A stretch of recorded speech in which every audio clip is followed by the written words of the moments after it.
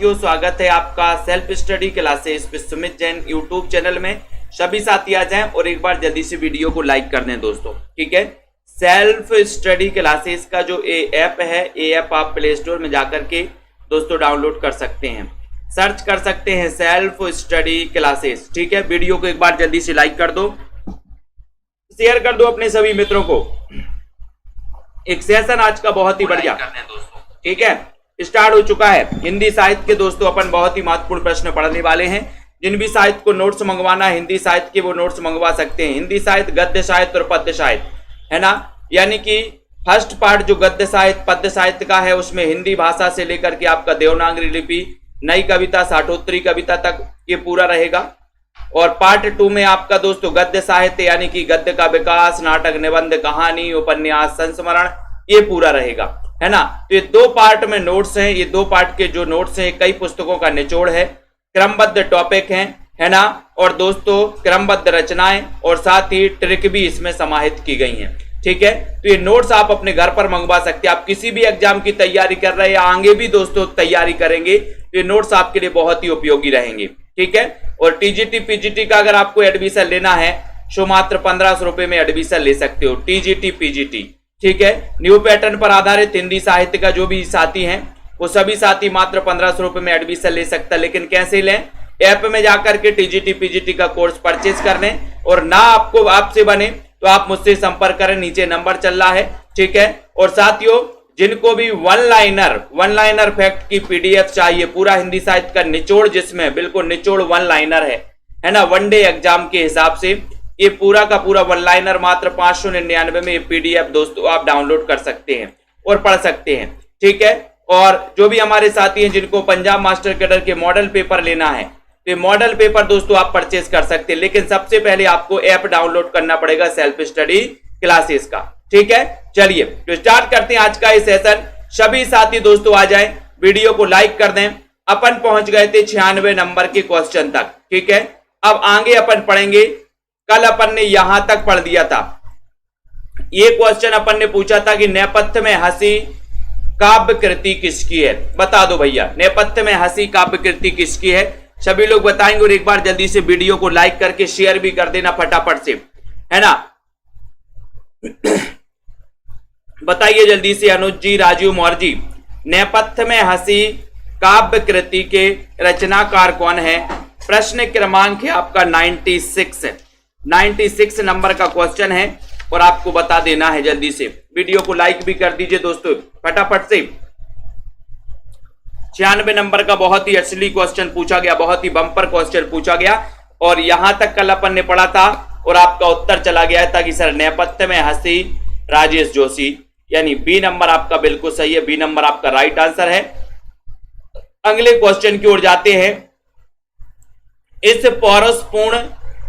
पौरसपूर्ण समय में ये किसकी रचना है? नई रचना, 97 नंबर का क्वेश्चन है। इस पौरसपूर्ण समय में ये जो रचना है किसकी? अनामिका की है, बोधिसत्व कात्यायनी या फिर निलय उपाध्याय की। नए नए कवियों की रचनाओं को भी दोस्तों यहां पर आपको देखने को मिल रही होंगी, है ना। कुमकुम जी जल्दी से बताइए इस पौरसपूर्ण समय में ये जो रचना है ये रचना किसकी है? विपेंद्र कुमार जी। 97 नंबर का क्वेश्चन है।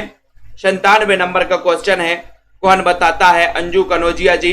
और आपका उत्तर है कि सर इस पौरसपूर्ण समय में कात्यायनी, यानी कि आपका जो सी नंबर है, सी नंबर आपका बिल्कुल सही आंसर है। सी नंबर आपका राइट आंसर है। सी नंबर बहुत बढ़िया। मुझे दूसरी पृथ्वी चाहिए काव्य संग्रह की रचनाकार कौन है? 98। मुझे दूसरी पृथ्वी चाहिए, दूसरी पृथ्वी चाहिए, जल्दी से बताओ। एकांत श्रीवास्तव है, स्वप्निल श्रीवास्तव है, प्रयाग शुक्ल हैं, या फिर दोस्तों चयन करिए आलोक धनवा हैं। मुझे दूसरी पृथ्वी चाहिए। 98 नंबर का क्वेश्चन है, बहुत ही बढ़िया क्वेश्चन, जल्दी से बताएंगे सभी लोग। मुझे दूसरी पृथ्वी चाहिए, बोले स्वप्न में चाहिए या वास्तव में चाहिए?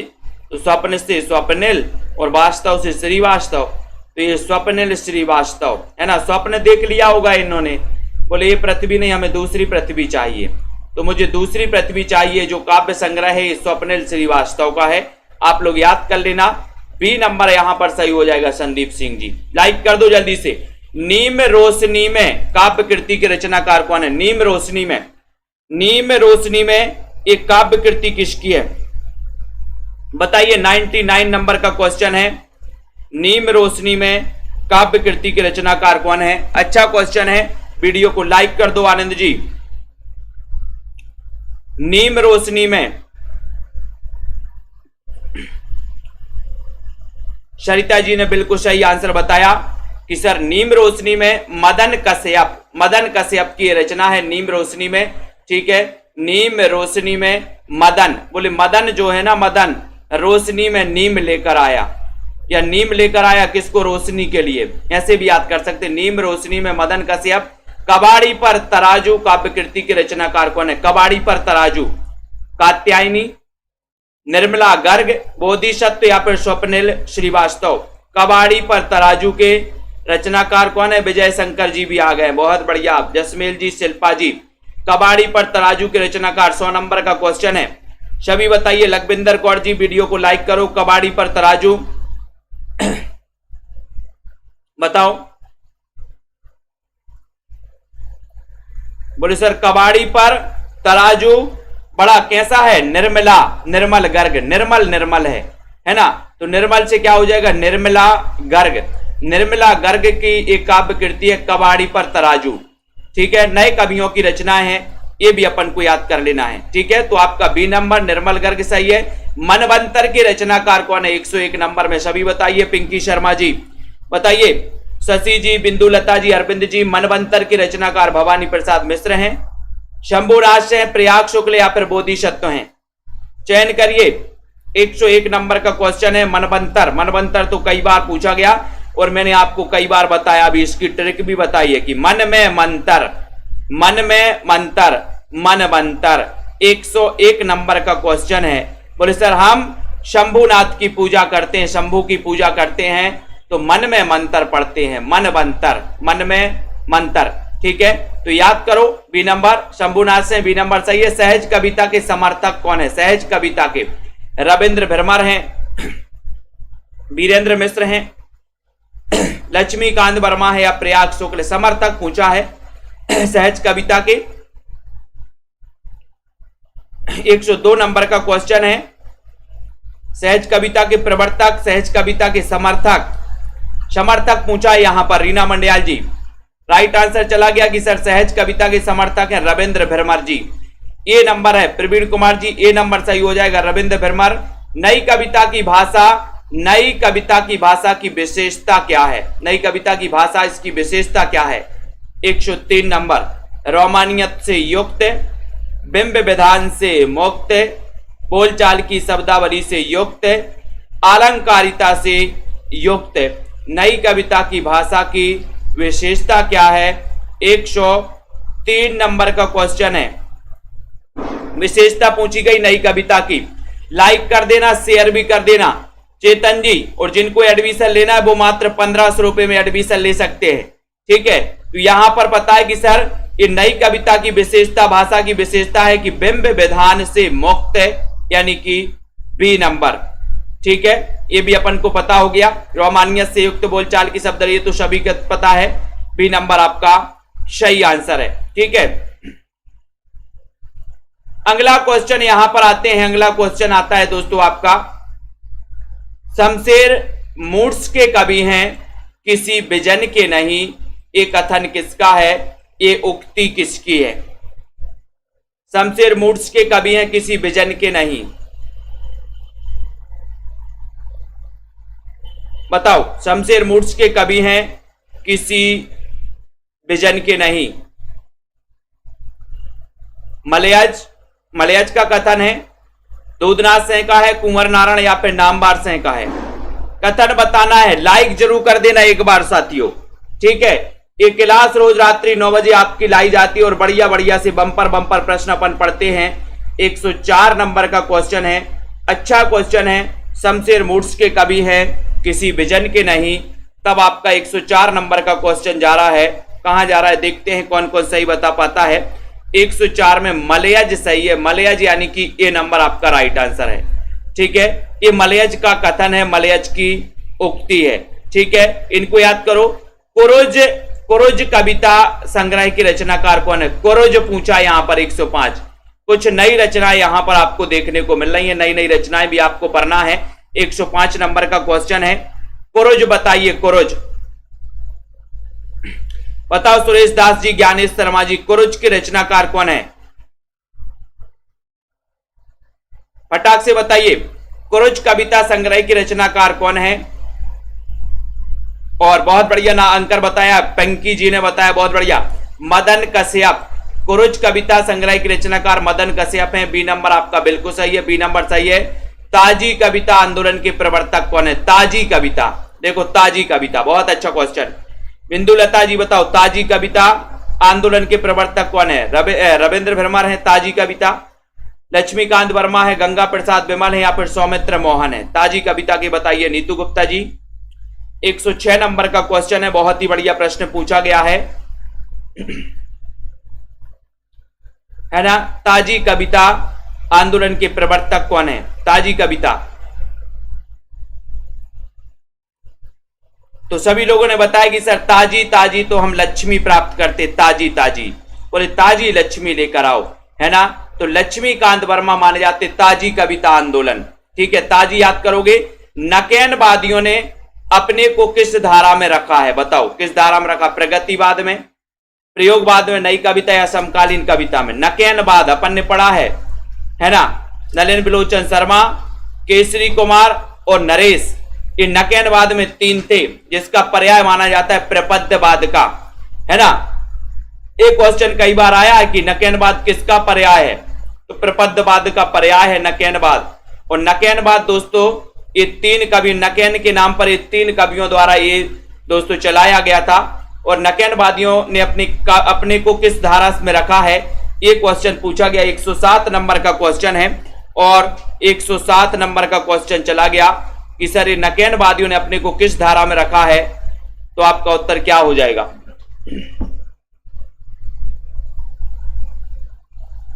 बताइए, 107 नंबर का क्वेश्चन है।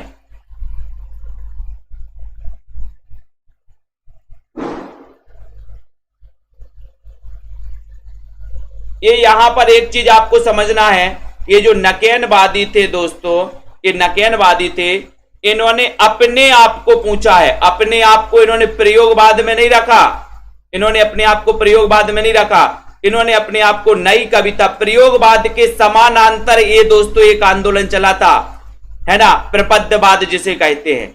इन्होंने अपने आप को प्रयोगवाद में नहीं रखा, प्रयोगवाद के तो ये विरोध में चल रही थी ये नकेनवाद, है ना। तो इन्होंने अपने आप को नई कविता में रखा है, किसने? नकेनवादियों ने अपने आप को। ठीक है, तो ये आपका यहां पर सी नंबर सही हो जाएगा, सी नंबर। उसके बाद गंगा प्रसाद विमल की कृति कौन सी? 108 नंबर में गंगा प्रसाद विमल की बताना है। सभी लोग बताएंगे, नेपथ्य में हंसी, बहुत हो चुका, सन्नाटे से मुठभेड़, समय के पास समय। ये प्रयोगवाद का समर्थन नहीं करते थे नकेनवाद वाले, इसलिए तो इन्होंने दोस्तों प्रयोगवाद के समानांतर एक और काव्यधारा चलाई थी जिसका नाम था नकेनवाद, जिसे प्रबद्धवाद भी कहा जाता है। तो गंगा प्रसाद विमल की कृति कौन सी है? कृति बताना है, बताइए जल्दी से पूनम रानी जी। 108 नंबर का क्वेश्चन है, 108 का उत्तर बताना है। वीडियो को लाइक भी कर देना।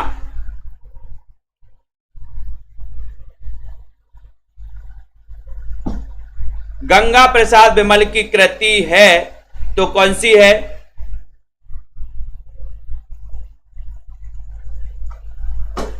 बोले गंगा में सर, गंगा में सन्नाटे से मुठभेड़, है ना। गंगा जो है ना वो सन्नाटे से मुठभेड़ करती है। ठीक है, गंगा सन्नाटे से मुठभेड़ करती है। आपका उत्तर है क्या? सी नंबर, सन्नाटे से मुठभेड़ ये कृति है इनकी। 108 नंबर में गलत पते की चिट्ठी कृति की रचनाकार कौन है? गलत पते की चिट्ठी 109 नंबर में। 109 नंबर का क्वेश्चन पूछा गया है। 9 का बताइए। नए कवियों की रचनाएं हैं दोस्तों, इनको भी अपन को पढ़ना है। आजकल बहुत पूछी जा रही नए कवियों की रचनाएं। गलत पते की चिट्ठी कृति के रचनाकार कौन है? रागिनी वर्मा जी। बताइए पार्वती जी, शिवाजी, नए गलत पते की चिट्ठी, इसके रचनाकार कौन है? बहुत ही अच्छा क्वेश्चन।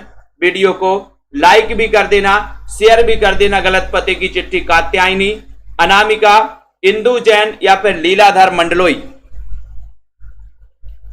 चयन करिए गलत पते की चिट्ठी, इसके रचनाकार कौन है। 109 नंबर का क्वेश्चन, आपका उत्तर है कि सर गलत पते की चिट्ठी अनामिका के पास पहुंच गई। किसके पास पहुंच गई? तब आपका उत्तर है अनामिका के पास, यानी बी नंबर। गलत पते की चिट्ठी कहां पहुंच गई? अनामिका के पास, बी नंबर। बहुत बढ़िया। दुष्चक्र में सन्नाटा काव्य कृति के रचनाकार कौन है? दुष्चक्र में सन्नाटा, है ना, सन्नाटा नहीं दोस्तों, ये सृष्टा है, सृष्टा। दुष्चक्र में सृष्टा। तो बताओ, दुष्चक्र में सृष्टा स्वप्निल श्रीवास्तव, एकांत श्रीवास्तव, बीरेन डंगवाल या फिर विनोद कुमार शुक्ल। राधिका जी, नीतू जी, 110 नंबर के क्वेश्चन में आपका दुष्चक्र में सृष्टा के जो रचनाकार हैं वो है बीरेन डंगवाल। बीरेन डंगवाल हैं, ठीक है, बीरेन डंगवाल, यानी कि सी नंबर आपका दुष्चक्र में सृष्टा। ठीक है, ये अपन को याद करना, सी नंबर आपका बिल्कुल सही है, सी नंबर। बहुत बढ़िया। अगला क्वेश्चन आता है, यहां पर आता है दोस्तों, समकालीन कविता का दौर कब से शुरू हुआ? समकालीन कविता का दौर बताइए। 60 के दशक से, 70 के दशक से, 80 के दशक से, 50 के दशक से। बहुत अच्छा क्वेश्चन है। नई समकालीन कविता का जो दौर कब से शुरू हुआ, एक क्वेश्चन पूछा गया आपसे, सीधा सीधा 111 नंबर का क्वेश्चन पूछा गया। सभी लोग जल्दी से वीडियो को लाइक कर दें, फटाक से शेयर भी कर दें पूनम सैनी जी, क्योंकि आज ये जो प्रश्न है ऊपर से जा रहे होंगे, लेकिन इन नए नए कवियों की रचनाएं भी अपन को पढ़नी है। तो यहां पर आपका उत्तर है समकालीन कविता का दौर कब से शुरू हुआ, 111 नंबर में। और आपका 111 नंबर का क्वेश्चन जा रहा है, क्या जा रहा है 111 में, कि सर 70 के दशक से।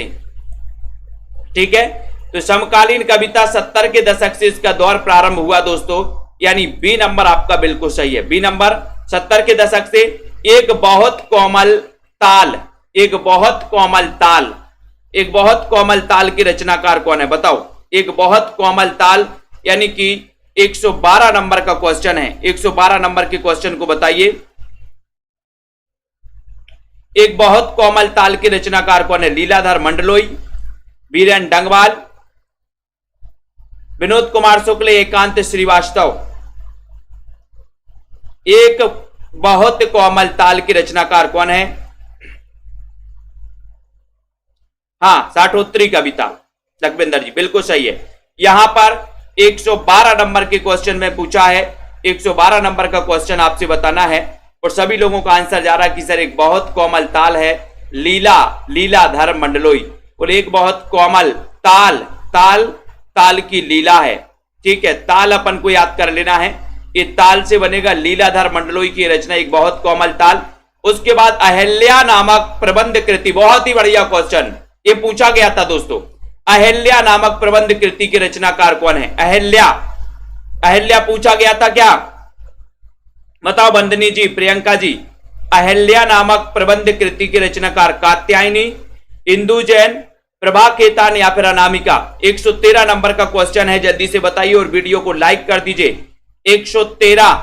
113 का उत्तर बताएं। अहिल्या, देखते हैं कौन कौन सही बता रहा है। अहिल्या नामक काव्य कृति, एक इसके रचनाकार कौन है? और आपका उत्तर जा रहा है कि सर ये जो अहिल्या नामक काव्य कृति है, प्रबंध कृति है, ये है खेतान, प्रभा खेतान की है। 113 में आपका उत्तर है डी, अहिल्या खेतन में काम करती है। बोले सर खेतन में, प्रभा खेतान। कुछ ना कुछ टकराएगा जरूर, काव्य संग्रह किसका है? कुछ ना कुछ टकराएगा जरूर, कुछ ना कुछ टकराएगा जरूर।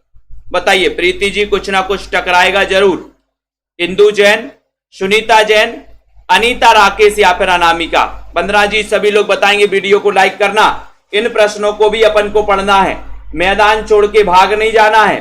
कुछ ना कुछ टकराएगा जरूर काव्य संग्रह की रचनाकार कौन है? क्वेश्चन जब यहां से पूछे जाते हैं तो बहुत सारे लोग नहीं बनते, लेकिन प्रैक्टिस करनी है अपन को। कुछ ना कुछ टकराएगा जरूर, यानी कि उत्तर है ये रचना है इंदु जैन की, इंदु जैन। कुछ ना कुछ टकराएगा जरूर। ठीक है, बहुत बढ़िया अमन जी, इंदु जैन, शिल्पा जी बिल्कुल सही है। ठीक है, उसके बाद देखो हथेली पर चांद, हथेली पर चांद नामक काव्य कृति किसकी है? बहुत अच्छा क्वेश्चन। हथेली पर चांद देवराज, सुनीता जैन, कात्यायनी या फिर राजेश जोशी। हथेली पर चांद की रचनाकार 115 नंबर का क्वेश्चन है। हथेली पर चांद, ये रचना भी पूछी गई है दोस्तों कई बार। हथेली पर चांद, कार्तिक जी बताएं, उमेश यादव जी, लगभग सभी को पता है कि सर हथेली पर चांद किसकी हथेली पर? बोले सर सुनीता जैन, सुनीता जैन की हथेली पर चांद है, चांद है ना, चांद यानी कि आपका जो सी नंबर है, सुनीता जैन की हथेली पर चांद। ठीक है, सुनीता जैन की कृति है। इला और अमिताभ, इला और अमिताभ प्रबंध कृति की रचनाकार कौन? इला और अमिताभ, डॉक्टर देवराज, जगदीश चतुर्वेदी। बोधिसत्व 116 नंबर का क्वेश्चन बताना अजय देव, अजय जी, अनिल तिवारी जी, पिंकी जी, प्रैक्टिस करिए। एक बार पढ़ रहे हो है ना, नहीं बन रहा कोई बात नहीं है दोस्तों, एक बार जब आप पढ़ लोगे तो ये क्वेश्चन बहुत सारे आपसे बनने भी लगेंगे। इला और अमिताभ के रचनाकार कौन है? जा रहे हैं, जाने दो। 116 नंबर का क्वेश्चन है और आपका उत्तर है कि सर ये डॉक्टर देवराज की रचना है, इला और अमिताभ। अमिताभ बोले हमें देवराज, है ना। तो ये नंबर इतिहास हंता, इतिहास हंता काव्य कृति की रचनाकार कौन? इतिहास हंता, बहुत अच्छी क्वेश्चन, बहुत ही बढ़िया क्वेश्चन 117 नंबर में। इतिहास हंता, हंता ये काव्य कृति किसकी? आनंद जी बताइए, अनुज जी, सौरभ वर्मा जी, वीडियो को लाइक कर देना। इतिहास हंता काव्य कृति की रचनाकार कौन है? जगदीश चतुर्वेदी, नंद किशोर आचार्य, मंगलेश डबराल या फिर स्वप्निल श्रीवास्तव। इतिहास हंता पूछी गई है रचना, इतिहास हंता दोस्तों 117 नंबर का क्वेश्चन है और ये रचना है इतिहास हंता जगदीश चतुर्वेदी। इतिहास हंता ये रचना है जगदीश चतुर्वेदी की। ये नंबर आपका बिल्कुल सही है, जगदीश चतुर है बोले इतिहास हंता। हंता हो गया। अपने खिलाफ एवं ठौर ठिकाना, अपने खिलाफ एवं ठौर ठिकाना नामक काव्य कृति की रचनाकार कौन है? अपने खिलाफ एवं ठौर ठिकाना, स्नेहमयी चौधरी, कमल कुमार। 118 क्वेश्चन बताना है, दो ही विकल्प में से आप बता दोगे तो अपने खिलाफ एवं ठौर ठिकाना। बोले सर अपने खिलाफ स्नेह बढ़ाना है, हमें स्नेह बढ़ाना है। ठीक है, तो ये भी अपन को याद, अपने खिलाफ क्या करना है? स्नेह बढ़ाना है, स्नेह। तो स्नेह मई चौधरी की रचना है अपने खिलाफ एवं ठौर ठिकाना। ये नंबर आपका सही हो जाता है यहां पर, ये नंबर बहुत बढ़िया। ठीक है, एक बार और इस वीडियो को देख लेना दोस्तों, ये बहुत ही नई नई रचनाएं हैं, बहुत ही इंपॉर्टेंट है। आजकल एग्जामों का जो पैटर्न बदल रहा है, नई रचनाएं ज्यादा पूछी जा रही हैं। साठोत्तरी कविता में निषेधात्मकता का कारण क्या है? बताओ, साठोत्तरी कविता में निषेधात्मकता का कारण क्या है? राजनीतिक दबाव और मूल्यहीनता, सपाट बयानी और बड़बोलापन, सामाजिक यथार्थ की अतिशयता, पराजय भावना और नैराश्य। साठोत्तरी कविता में निषेधात्मकता का कारण क्या है? कारण बताइए। 119 नंबर का क्वेश्चन है, 119 नंबर के क्वेश्चन में उत्तर होगा कि सपाट बयानी और बड़बोलापन, ये दोस्तों निषेधात्मकता का कारण है। आपका जो बी नंबर है, बी नंबर आपका बिल्कुल सही है। ठीक है, बी नंबर सपाट बयानी और बड़बोलापन, बी नंबर। मुक्तिबोधकृत अंधेरे में कविता का प्रकाशन पहले किस नाम से हुआ था? बहुत अच्छा क्वेश्चन, थोड़ी सी राहत आई होगी आप लोगों को, मुक्तिबोध का नाम आ गया। ठीक है, तो मुक्तिबोधकृत अंधेरे में कविता का प्रकाशन पहले किस नाम से हुआ था? किस नाम से हुआ था एक बार जल्दी से बता दो और लाइक जरूर कर दो। पहले किस नाम से हुआ था? बहुत सारे नए प्रश्नों का संग्रह दोस्तों आप लोगों तक यहां पर लाया जा रहा है। अब आप लोगों को लाइक करना, मित्रों को शेयर करना है और इसी प्रकार से बने रहना है। कई लोग तो छोड़कर भाग जाएंगे, है ना।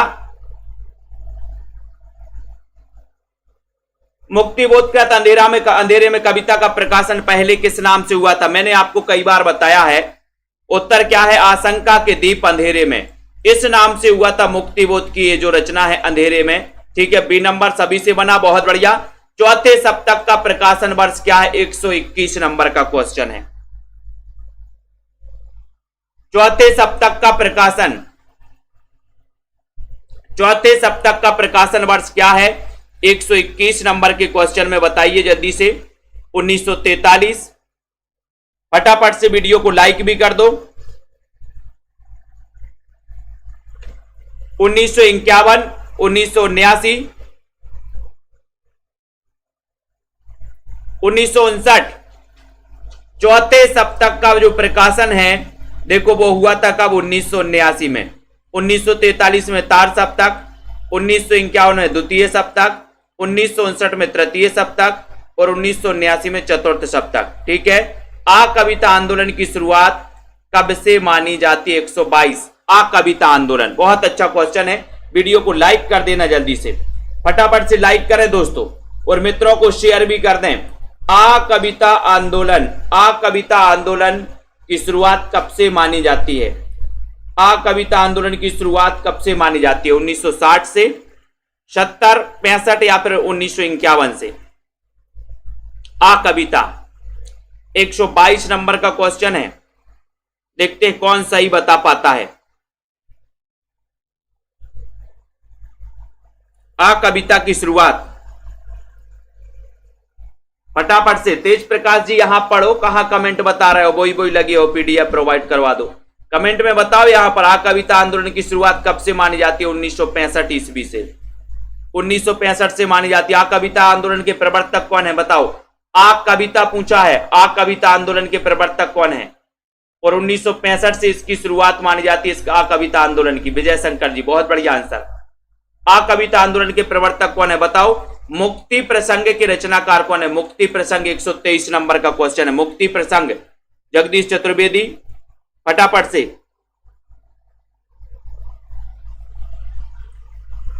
मुक्ति प्रसंग के रचनाकार कौन है? जगदीश चतुर्वेदी, अशोक वाजपेयी, राजकमल चौधरी या फिर धूमिल? मुक्ति प्रसंग 123 नंबर का क्वेश्चन है और आपका मुक्ति प्रसंग देखते हैं कौन कौन बता रहा है।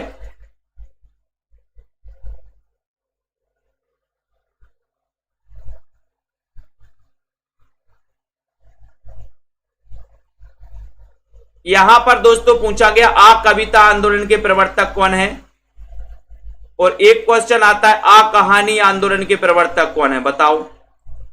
आ कहानी आंदोलन और आ कविता आंदोलन। आ कविता आंदोलन के प्रवर्तक कौन है और आ कहानी आंदोलन के प्रवर्तक कौन है? बताओ जल्दी से। बहुत सारे लोगों ने बता दिया है। गंगा प्रसाद बेमल, आ कहानी अलग है, आ कविता अलग है। अब आ कविता के कौन है और आ कहानी के कौन है, दोनों का उत्तर आना चाहिए फटाफट से। मुक्ति प्रसंग आपका उत्तर हो जाएगा राजकमल चौधरी, सी नंबर आपका सही है। राजकमल चौधरी, बहुत बढ़िया। योत्सावादी कविता के प्रवर्तक कौन है? योत्सावादी, योत्सावादी कविता।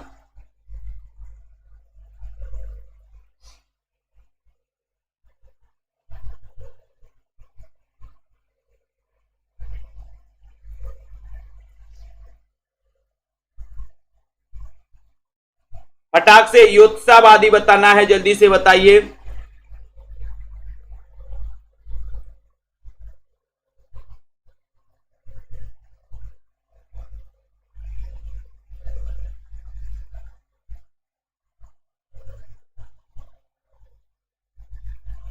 फटाक से योत्सावादी यानी कि 124 नंबर का क्वेश्चन है, 124 में बताना है और 124 में आपका उत्तर है कि सलभ श्री राम, ये योत्सावादी कविता के प्रवर्तक हैं।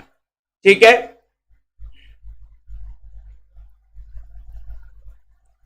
और बहुत सारे साथियों ने प्रयास किया, बहुत सारे साथियों ने उत्तर बताया, लेकिन सही उत्तर किसी ने नहीं बताया। सभी लोग, किसी ने नहीं उत्तर बताया।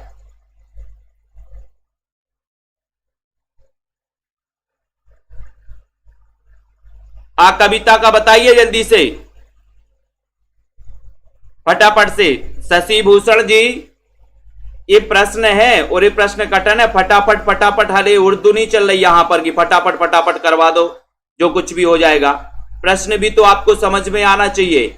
आप लोग आ कविता के बताइए कौन है। देखो यहां पर गलत बता रहे हैं। चलिए फटाफट वाले बताइए आ कविता के प्रवर्तक कौन है। सारे लोग गलत बता रहे हैं। आ कविता के सौरभ वर्मा जी जगदीश गुप्त बता रहे, बहुत बढ़िया। नीतू गुप्ता जी क्या बता दिया सर, बताइए आ कविता के कौन है, सब लोग गलत बता रहे हैं, बहुत बढ़िया। जगदीश गुप्त बता दो, नीतू जी जगदीश गुप्त बता दें, गलत है। यही तो गड़बड़ है। अभी पहले क्या हो रहा था कि आ कविता पूछा तो आपने आ कहानी के प्रवर्तक गंगा प्रसाद बिमल बता दिया। अब जैसे तैसे आया, याद आया तो जगदीश गुप्त बता दिया, लेकिन किसी ने नहीं बताया कि सर जगदीश गुप्त नहीं, जगदीश चतुर्वेदी। जगदीश चतुर्वेदी माने जाते आ कविता आंदोलन, जगदीश चतुर्वेदी।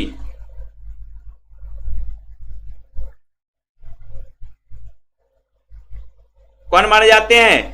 जगदीश चतुर्वेदी। किसी एक ने नहीं बताया, अगर क्वेश्चन आ जाता तो क्या हो जाता, पूरे गलत करते। आ कविता, और मैंने कई बार आपको बताया आ कविता और आ कहानी अलग अलग है। आ कविता के जगदीश चतुर्वेदी है, आ कहानी के गंगा प्रसाद बिमल हैं, ठीक है। उसके बाद युत्सावादी के सलभ श्री राम हैं, ठीक है। सपाट धरती की फसलें, इसके रचनाकार कौन है, जल्दी से बताइए। सपाट धरती की फसलें, फटाफट जल्दी से। हाँ, लाइव भी चल रही है क्लास। सपाट धरती की फसलें, इसके रचनाकार कौन है? सपाट धरती की फसलें।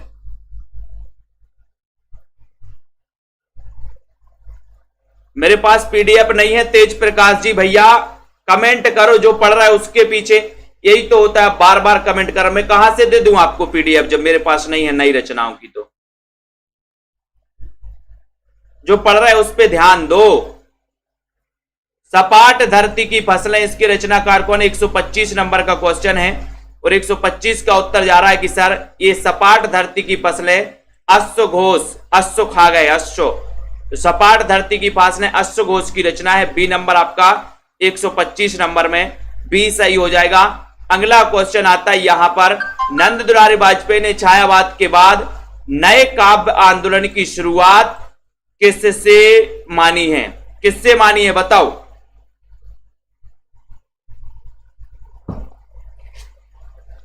जल्दी से बताना फटाफट से। पहली बार लाइव हो, लाइव ही लाइव तो चल रहा है। नंद दुलारी वाजपेयी ने छायावाद के बाद नए काव्य आंदोलन की शुरुआत किससे मानी है? किससे मानी है? रामनरेश त्रिपाठी, रामेश्वर शुक्ल अंचल, गिरजा कुमार महतो या भगवती चरण वर्मा? 126 नंबर का क्वेश्चन है, नंद दुलारी वाजपेयी 126 में। बहुत ही अच्छा क्वेश्चन आ रहा है और सभी लोग आंसर लगा रहे हैं 126 में कि सर इन्होंने नंद दुलारी वाजपेयी छायावाद के बाद नए काव्य आंदोलन की जो शुरुआत मानी है वो मानी है रामेश्वर शुक्ल अंचल से। रामेश्वर शुक्ल अंचल से मानी है, यानी आपका जो बी नंबर है, बी नंबर आपका बिल्कुल सही है। रामेश्वर शुक्ल अंचल है ना, ये जो है ये मासलवाद के प्रवर्तक माने जाते हैं। मासलवाद के प्रवर्तक कौन? रामेश्वर शुक्ल अंचल, ठीक है।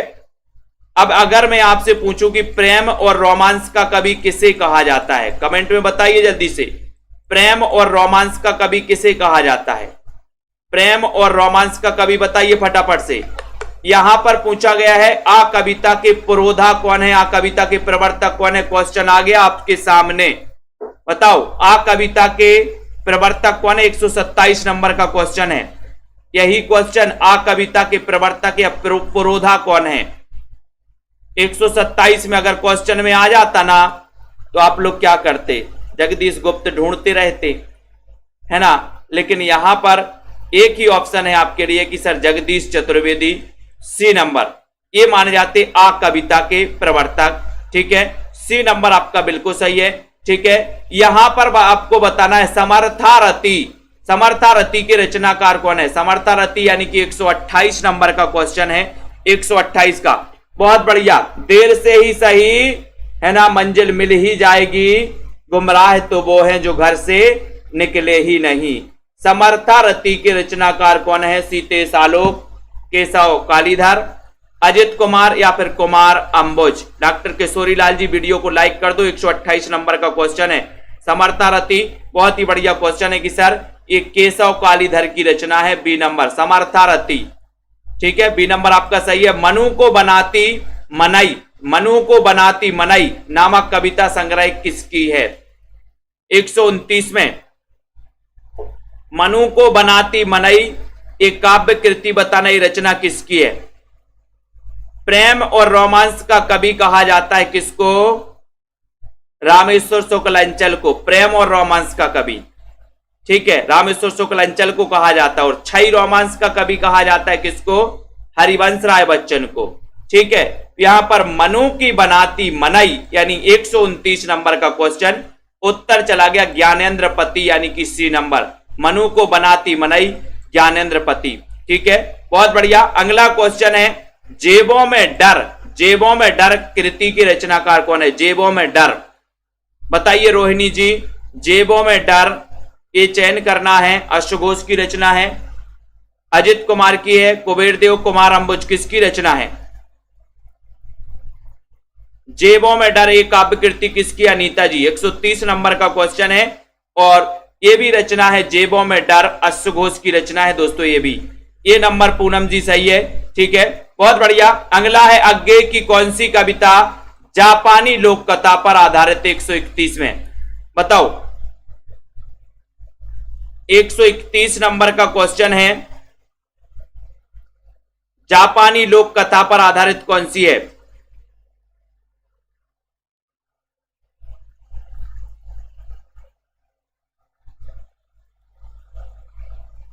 फटाक से चयन करिए और एक बार वीडियो को लाइक कर देना दोस्तों।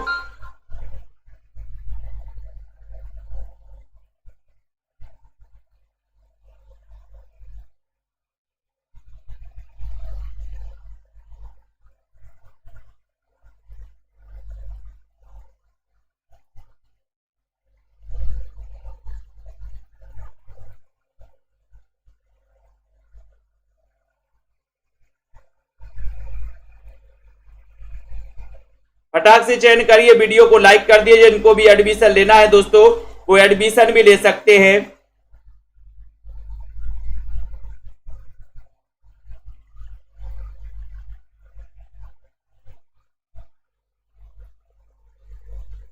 फटाफट से अज्ञे की कौन सी कृति? 131 नंबर का क्वेश्चन है, सभी लोग बताएं और वीडियो को लाइक भी कर दें। ये क्वेश्चन सही है क्या?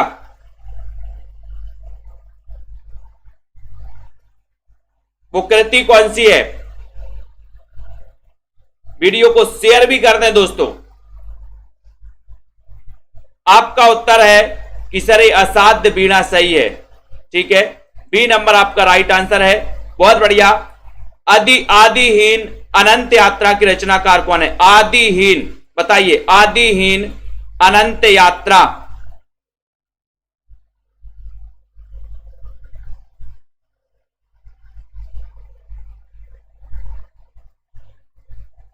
ये चीनी लोक कथा पर आधारित है दोस्तों, लेकिन ठीक है, यहां पर जापानी आया, अपन चीनी लोक कथा पर देखते हैं। चीनी लोक कथा पर आधारित है कौन सी? असाध्य वीणा, बी नंबर आपका सही है। कहीं कहीं आपको जापानी लोक कथा भी मिल जाती है, लेकिन ये चीनी लोक कथा पर आधारित है, बी नंबर आपका सही है। आदिहीन अनंत यात्रा की रचनाकार कौन है? 132 नंबर का क्वेश्चन है। 132 नंबर के क्वेश्चन में ये रचना है विपिन कुमार अग्रवाल की। आदिहीन अनंत यात्रा की रचनाकार हैं विपिन कुमार अग्रवाल, ठीक है, बहुत बढ़िया क्वेश्चन। अगला क्वेश्चन अपन को बताना है, यहां पर आते हैं, ठीक है, बिपाशा की हार, बिपाशा की हार काव्य कृति की रचनाकार, बहुत अच्छा क्वेश्चन। बिपाशा की हार इसके रचनाकार कौन है? राजेंद्र किशोर हैं, कुमार बिकल हैं, सीतेश आलोक हैं या फिर विनय हैं? अमन जी बताएं, बिपाशा की हार इसकी रचनाकार कौन है? बिपाशा की हार। जिनको भी एडमिशन लेना है दोस्तों मात्र 1500 रुपए में एडमिशन ले सकते हैं सेल्फ स्टडी क्लासेस में। बिपाशा की हार इसके रचनाकार कौन है? 133 नंबर का क्वेश्चन है। 133 में सभी बताएंगे कि सर बिपाशा की हार कुमार बिकल, है ना, बिकल याद कर लेना है। बिपाशा की हार कुमार बिकल, कुमार बिकल की रचना, बी नंबर आपका बिल्कुल सही है, ठीक है। युग मानव बाबू के रचनाकार कौन है? युग मानव बाबू, पूरी की पूरी नई रचनाएं आपको यहां पर देखने को मिली है आज के वीडियो में। युग मानव बाबू की रचनाकार कौन है? इस वीडियो को एक बार और देख लेना दोस्तों, ये बहुत ही इंपॉर्टेंट रचना है, नई रचना है। एक परीक्षाओं के बदलते हुए एग्जाम पैटर्न के अनुसार नई रचनाएं भी, कई रचनाएं पूछी जा रही हैं दोस्तों। युग मानव बाबू की रचनाकार ऋतुराज हैं, कुमार विकल हैं, अजित कुमार हैं या फिर राजेश जोशी हैं। 134 नंबर का क्वेश्चन है और युग मानव बाबू ये भी कुमार विकल की रचना है दोस्तों। यहां पर देखो विपाशा की हार, कुमार विकल, ठीक है, युग मानव बाबू ये भी कुमार विकल की रचना है। उसके बाद अब किसे बनवास दोगे, ये प्रबंध कृति किसकी, अब किसे बनवास दोगे, असद जैदी की है ना, हेमंत शेष की है, केशव कबीर की है या फिर शैलेश जैदी की है। किसकी रचना है अब किसे बनवास दोगे, 135 नंबर में। तो यहां पर दोस्तों याद रख लेना, बोले सर आप किसे बनवास दोगे, बोले शैलेश को बनवास देंगे, शैलेश यानी सी नंबर, है ना। बोले सर शैलेश को देंगे, शैलेश अलंकार को बनवास देना, जी मैं पूछा ही नहीं जाए शैलेश अलंकार, है ना। तो शैलेश याद कर लेना, शैलेश जैदी की रचना आप किसे बनवास दोगे। धर्मवीर भारती की कृति कौन सी है, धर्मवीर भारती की बनेगा, थोड़ी सी राहत है, ललिता रागनी जी, संतोष जी, है ना। धर्मवीर भारती की कृति कौन सी है, तो उत्तर चला गया कि सर धर्मवीर भारती की रचना है ठंडा लोहा, यानी आपका सी नंबर, लोहा भी ठंडा हो जाता है। पतंग और चरखड़ी किसका काव्य संग्रह, पतंग और चरखड़ी बताइए जल्दी से, हेमंत कुकरेती, मुकेश मानस, कर्ण सिंह या फिर अज्ञे। पतंग और चरखड़ी, पतंग और चरखड़ी 137 का उत्तर, बहुत ही अच्छा क्वेश्चन है और उत्तर चला गया कि सर ये रचना है मुकेश मानस की, मुकेश मानस की पतंग और चरखड़ी। घरौंदा पूछा 138 में, बनेगा सभी से। घरौंदा काव्य कृति किसकी है, घरौंदा, घरौंदा यहां पर इनमें से बताना है दोस्तों, 4 विकल्पों में से। वैसे तो आपको अलग पता है, लेकिन घरौंदा काव्य कृति इन 4 विकल्पों में से बताइए, इनकी भी रचना है और किसकी रचना ये भी बता देना। ये घरौंदा रचना यहां पर अजित कुमार की है और किसकी रचना है घरौंदा, बताओ। ये आपका एक शंकर शेष की भी रचना है घरौंदा, बोले घरौंदा शेष रह गया, है ना। और ये आपका यहां पर अजित कुमार, सी नंबर अजित कुमार की भी है। 2013 की दीनदयाल उपाध्याय पुरस्कार किसे मिला था, अलग क्वेश्चन है, हटके क्वेश्चन है। दीनदयाल यानी कि 139 नंबर का क्वेश्चन है और उत्तर चला गया कि सर जो 2013 का मिला था वो मिला था किसको, बलदेव बंसी को मिला था 2013 का दीनदयाल उपाध्याय पुरस्कार। हंस अकेला काव्य कृति के रचनाकार कौन है, अंतिम प्रश्न है, हंस अकेला, हंस अकेला बताइए, हंस अकेला ये काव्य कृति किसकी है ना, जल्दी जल्दी से बताइए। अच्छे अच्छों का हौसला उड़ गया आज की दोस्तों इस वीडियो में, अच्छे अच्छों का। हंस अकेला काव्य कृति के वीडियो एक बार देख लेना, साहित्य का पार्ट है, साहित्य से संबंधित रचनाएं हैं। अगर पूछ ली गई एग्जाम में तो कहां जाओगे, बोले सर धार ही धार जाएंगे, इसलिए बहुत अच्छे से पढ़ देना। हंस अकेला काव्य कृति के रचनाकार कौन है ये बताना है, हंस अकेला 140 में। और सभी लोगों का आंसर जा रहा है कि सर हंस अकेला ये रमानाथ अवस्थी, हंस अकेला है ना, जो अपना अवस्था की ध्यान रखता है, या रमानाथ राम की पूजा करता है, इस प्रकार से हंस अकेला है, रमानाथ अवस्थी की रचना है। सी नंबर आपका बिल्कुल सही है, बहुत बढ़िया दोस्तों, अध्ययन कर लें, वीडियो को लाइक भी कर देना, ठीक है ना। हंस अकेला काव्य कृति किसकी है, हंस अकेला, तब आपका उत्तर हो जाएगा कि रमानाथ अवस्थी की है, ठीक है। ये कई पुस्तकों का निचोड़ है, नोट्स जिनको भी मंगवाना है नोट्स मंगवा सकते हैं दोस्तों, हिंदी साहित्य के नोट्स अपने घर पर, ठीक है। जिनको भी मंगवाना है तो अपन को यहाँ पर वीडियो को लाइक भी कर देना है दोस्तों। सेल्फ स्टडी क्लासेस का ऐप डाउनलोड कर लेना सभी साथी। और आज दोस्तों ताजिया ठंडे हो गए होंगे, बहुत सारे लोग कई कोचिंगों में पढ़ के यहाँ पर आ रहे होंगे, कई कोचिंगों में से पढ़ के आ रहे होंगे, बोले सर की क्लास अटेंड करे, आज समझ में आ गया हो गया कि ताजिया ठंडे, बोले पढ़ा क्या, बोले कुछ नहीं पढ़ा, है ना। तो ये 1500 के कोर्स में जिनको भी एडमिशन लेना है वो सभी लोग पढ़ सकते हैं दोस्तों, ठीक है, बहुत बढ़िया, है ना। और वीडियो को लाइक कर लें, ये टीजीटी पीजीटी के कोर्स में एडमिशन लें। और दोस्तों है ना, यहाँ पर हिंदी साहित्य के निचोड़ वन लाइनर जिनको भी मंगवा दोस्तों ये पीडीएफ परचेस करनी है वो परचेस कर सकते हैं, है ना। पापा की शेरनी डेली होती है, ये क्लासें कब बंद हुई हैं, ये डेली क्लास होती हैं, 4 साल से चल रही हैं, ठीक है। और यहाँ पर मास्टर कैडर का जिनको भी कोर्स परचेस करना है ये मॉडल पेपर का कर सकते हो, ठीक है। इट्स जी, तेज प्रकाश जी, ठीक है। है ना, लखविंदर जी, संदीप जी, आकांक्षा, बीनू जी, रवि जी, सत्यप्रकाश, विजय लक्ष्मी, अरुण जी, रेखा जी, पूनम जी, अनुज जी, संजय जी, प्रमिला जी, दारसू, रवि जी, बहुत बढ़िया, नीतू जी, रीता जी, राजीव जी, नफीसा जी, भावना जी, पुष्पा जी, है ना, ठीक है, मेदास, सीमा, जिनको भी एडमिशन लेना है दोस्तों आप लोग ले सकते हैं। आरती वर्मा जी, ठीक है, रेखा यादव जी। टॉपिक क्रमबद्ध चल ही रहा है। अब जैसे नई कविता है तो नई कविता के बाद दोस्तों हिंदी गद्य के विकास को अपन पढ़ेंगे, हिंदी गद्य का विकास पढ़ेंगे, है ना। तो ये टॉपिक निरंतर चल रहा है। जैसे छायावाद के बाद प्रगतिवाद आता है, वैसे ही अब यहाँ पर नई कविता खत्म हो गया तो अपन गद्य साहित्य पढ़ेंगे, गद्य साहित्य का विकास पढ़ेंगे, ठीक है। शिल्पा जी बोल रहे मेरा नाम पढ़ लिया करो, ठीक है, आपका नाम पढ़ ले रहा है, पुस्तक है क्या आपका नाम, मेरा नाम ले लिया करो, ऐसा बोलो, पढ़ लिया करो नहीं, ठीक है। तो बहुत बढ़िया, वेरी गुड, रीता जी, अर्चना जी, ठीक है, सभी को धन्यवाद, अमन जी, अंजू जी, ठीक है। पढ़ते रहें, अध्ययन करते रहें, वीडियो को लाइक कर लें और बहुत बढ़िया, ठीक है।